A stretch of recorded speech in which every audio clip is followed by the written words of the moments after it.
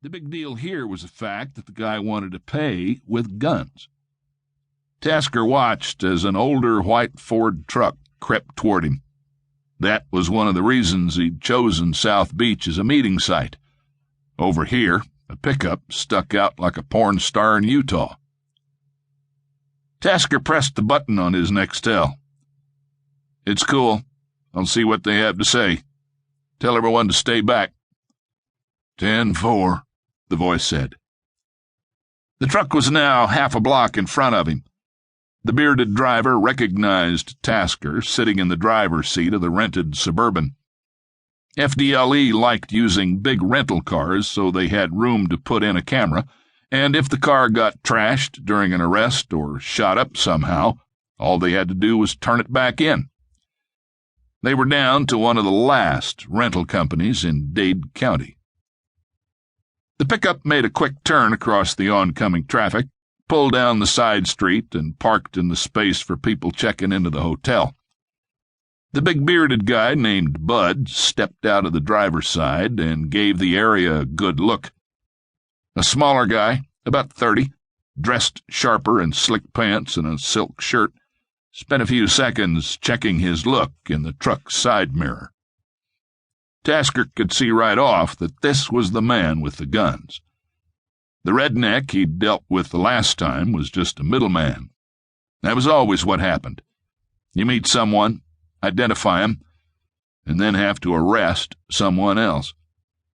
In this case, Tasker had an analyst do a workup on Lloyd Bud Wilson, a landscaper from South Dade, and now he saw that Bud wasn't any smarter than he'd seemed when they met last time. He just knew someone with guns. Tasker made a quick safety check of the Suburban. He glanced up at the passenger side visor, just able to see the tiny microphone for the transmitter. If it worked, the surveillance agents would hear what was going on. His Nextel was on private, and the gun was still hidden in the seats. The big redneck, Bud, waved as the pair approached the truck.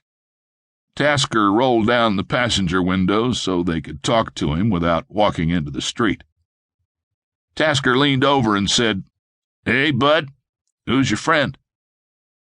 Bud ran his thick fingers over his sunburned face. "Well, Willie, this here's the fellow that can put his hands on the guns." "Thought you were bringing 'em today." "Well, we brung a sample." The smaller man held up a small satchel. "Sorry, Bud, we had a deal. Don't have time to waste on a guy that dicks me around." Tasker started to roll up the window. The smaller guy stepped in front of Bud. "Willie, I thought we could talk." Tasker ignored him. Bud had obviously told him Tasker's undercover name and didn't seem to mind having this slick little bastard cut in. Tasker paused and looked at Bud. "I don't hear anyone talking, Bud, 'cause you're the only one I know. Now, I came in good faith and expected at least 6 handguns. I don't see 'em, so I'm leaving." He put the big Suburban in gear, but gave the two crooks a second to convince him to stay. Bud put his hand on the half-closed window and said, "Now, hold on there, Willie. Gene here's don't get the rest from the truck." Without waiting for Tasker to reply, the short guy, Gene, grabbed the keys from Bud and scurried back to the truck, cutting across the open courtyard of the Clevelander. Bud leaned into the window. "I'm sorry about this, Willie." "Who is that guy?" "Oh, Gene, he's a mover and shaker down Homestead. Had a little trouble coming up with the cash for the gun, so he's fronting 'em. He's just watching his investment." The idea that anyone in the rural community of Homestead would be considered a mover and shaker made Tasker smile.